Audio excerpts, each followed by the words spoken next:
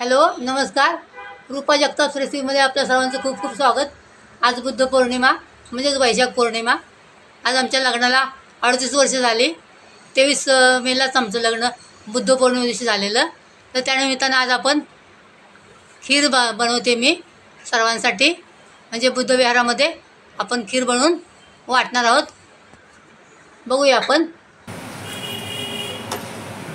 ते आपण 3 लिटर दूध घेतले. 3-3.5 लिटर दूध आहे. घट्ट दूध घ्यायचं आहे आपण.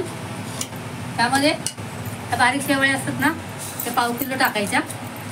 म्हणजे अशी पॉकेट असतात ना, ती 2 पॉकेट टाकायची. त्यामध्ये मी हे पॉकेट टाकलं आहे आत्ताच. तर आपण थोडंसं हे शिजवून घ्यायचं, घट्ट करून घ्यायचं.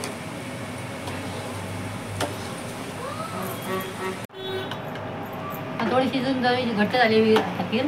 आपण त्यामध्ये 2 वाट्या साखर टाकायचे.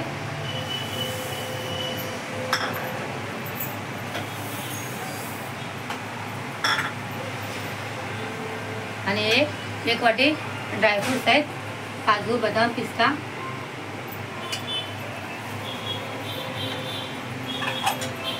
आणि वेलची पावडर आहे. त्यामध्ये चारोळी आहेत आणि काजूचा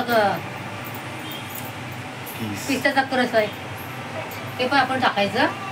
आणि छान थोडंसं शिजू द्यायची घट्ट होईपर्यंत. झाली आपली बऱ्यापैकी घट्ट खीर. अजून थोडीशी शिजू द्यायची.